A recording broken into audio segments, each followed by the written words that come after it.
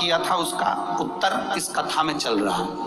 नंदी वाला जो प्रश्न आपने तीसरा करा है उसका उत्तर इस कथा में चल रहा है कि आप कहते हो कि मंदिर से जाते समय नंदी के कानों में कहकर चले जाओ। बैठिए बैठिए बैठिए बैठिए। बहुत सुंदर प्रश्न है आपके, बहुत भाव से और आनंद से आपने करा और जनमानस के कल्याण के प्रश्न है ये, केवल आपके लिए नहीं है, ये सबके लिए इतने जोरदार प्रश्न है। जो गलती भी करते होंगे तो उसको सुधार सकते।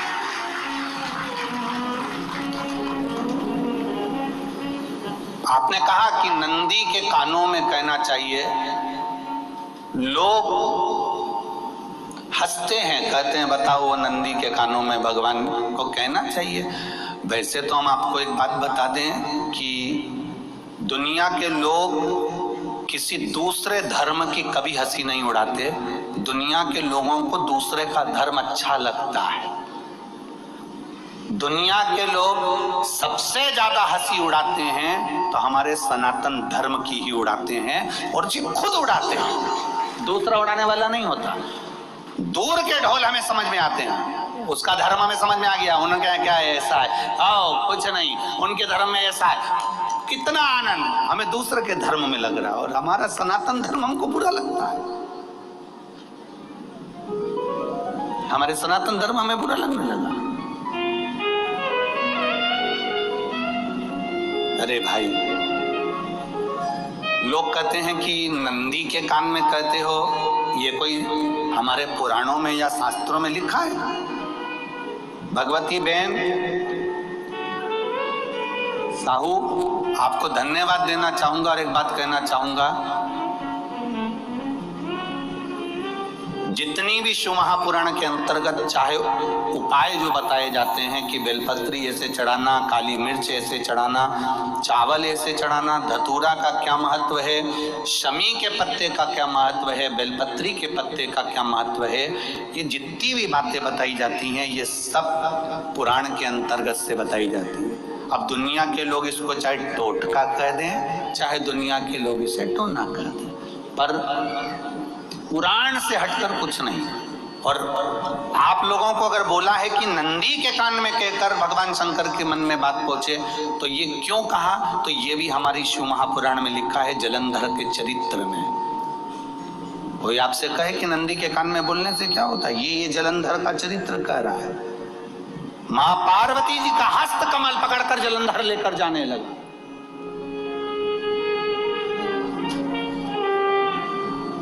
वृंदा का पति लेकर जा रहा।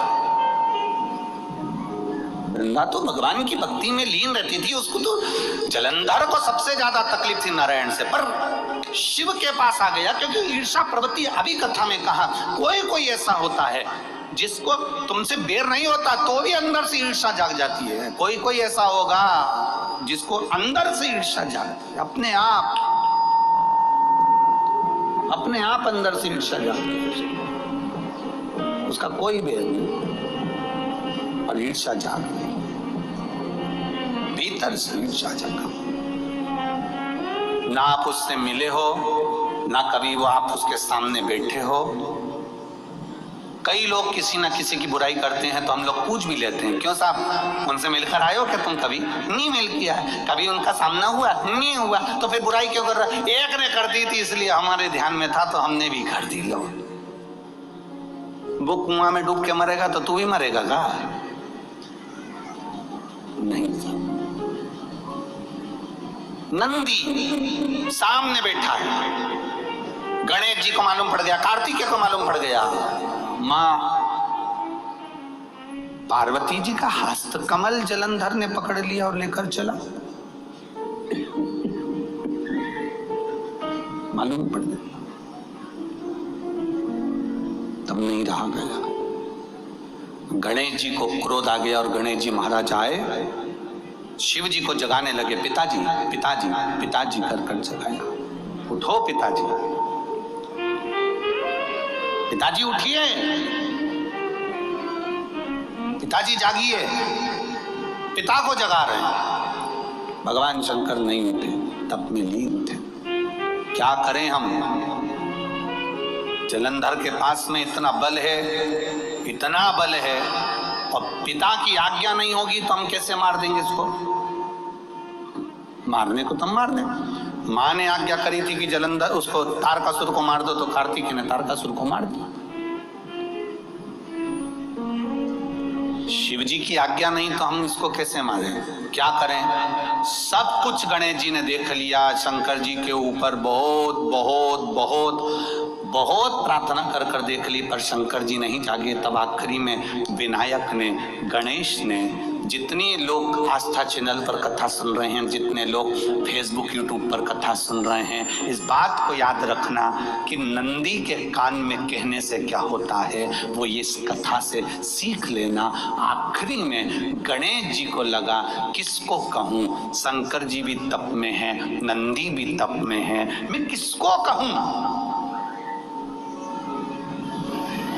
शिव जी को कह के कर थक गया, पिताजी को बोल बोल कर थक गया, पिताजी जागते नहीं। अब मैं किसको कहूं ये बात, किससे कहूं?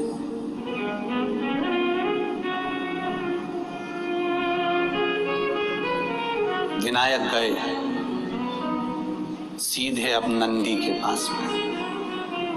नंदी भी तप में लीन थे, शंकर जी की ओर मुख था,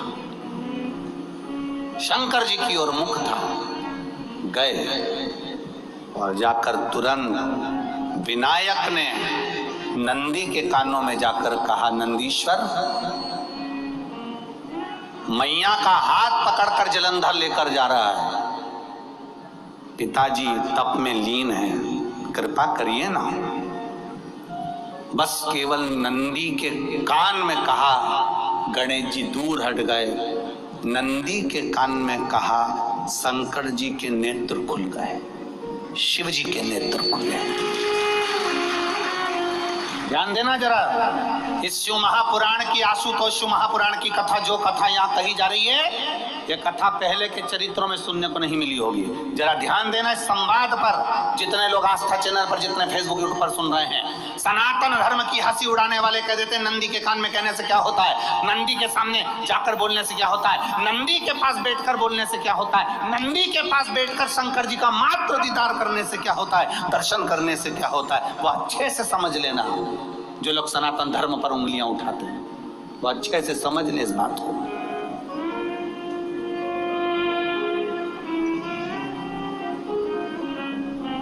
क्या होता है, नंदी तप में लीन, शिवजी तप में लीन, शिव नहीं उठ रहे। विनायक ने नंदी के कानों में जाकर कह दिया, नंदी के कान में जाकर कहा, नंदी के नेत्र नहीं खुले। नेत्र किसके खुले? जम के बोलो, महादेव के खुले, शिव जी के खुले। ये मन का तार, नंदी शंकर की आराधना कर रहे थे, शिव अपनी भक्ति में डूबे थे। यहाँ कहा, यहाँ पहुंचा, जो दिल में था उस तक बात पहुंच गई। नंदी के दिल में शिव थे, तुम कहे नंदी ने शंकर तक बात पहुंचा दी। वो सूत्र जो बंधा था दिल से दिल तक का, वो पहुंच गया। वो सूत्र जो दिल से दिल तक बंधा हुआ था, मन से बंधा हुआ था, खबर वहां तक पहुंच गई।